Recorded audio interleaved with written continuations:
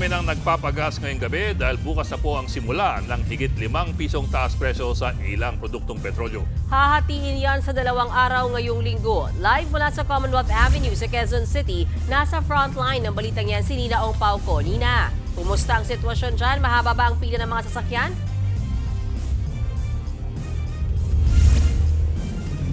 Mean, andito nga tayo ngayon sa kahabaan ng Commonwealth Avenue sa isang gasolinahan dito sa Quezon City. At makikita natin ang karamihan na nagpapagasolina o nagpapadiesel ngayong gabi. At nagpapadiesel na sila ngayong gabi dahil sinusulit na nila ang gantong oras. Dahil bukas, big time oil price hike na.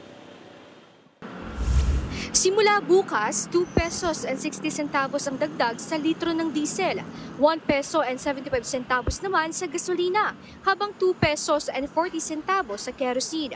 Mauulit pa ang ganyang presyo sa Huwebes. Kung susumahin ngayong linggo, mahigit 5 piso ang itataas sa kada litro ng diesel. Mahigit 3 piso naman sa gasolina at halos 5 piso sa kerosene.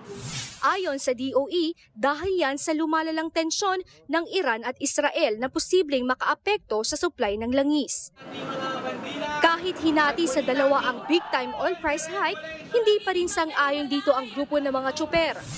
Parang ang gusto nga palabasin, may utang na loob tayo dahil hindi biglaan, pero isinsanumbitay ka pa rin. Panawagan ng grupong Piston, tanggaling na ang excise tax sa langis para mapababa ang presyo. Nakahanda naman ang fuel subsidy para sa mga PUV, kabilang ang mga jeep, bus, taxi at tricycle. 2.3 billion pesos naman ang paghahati-hatian nila. Hindi po ako nagkakamali, 2 billion para po dito sa fuel subsidy na ibibigay para sa ating mga driver po. Bukas po malalaman natin po lahat itong plano po. Pero sisimulan niyang ipamigay kapag sumampa sa $80 per barrel ang presyo ng langis sa pandaigdigang merkado. Kasalukuyan na itong nasa $78 per barrel. Kahit malaki ang itataas ng presyo ng petrolyo ngayong linggo, malabo pa ring aprubahan ang dagdag na piso sa pamasahe.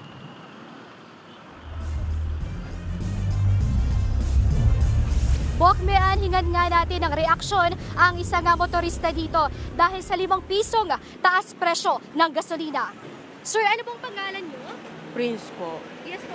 Sir, ano pong epekto sa atin itong taas presyo ng gasolina? 5 piso din ang tinaas. Medyo mabigat din kasi siyempre biglaan tapos 5 piso agad. 2 beses sa isang linggo, 5 piso. Kaya po ba yun sa trabaho natin o sa pang-araw-araw na pang-gasolina? Medyo medyo makaka-aray din. Ano nga, nag-full tank na po ba kayo sa mga oras na mo? Bale, kaka-full tank lang eh. Naka-full tank lang. So, saan po yung biyahe nyo ngayon dyan?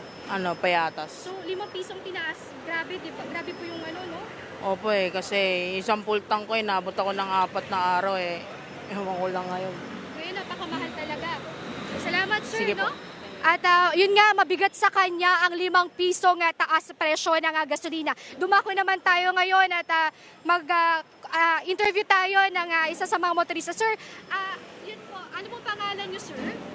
JR po, JR. Sir JR, ano pong epekto sa atin ng taas presyo ng gasolina? Ang laki po nun.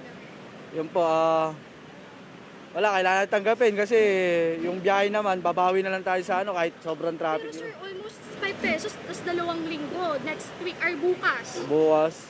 Wala naman po tayo magagawa dyan, ma'am. Sa mga motorista. Ganun talaga, isang motorista yun. Kahit mahirap, ma'am, yun, tanggapin natin.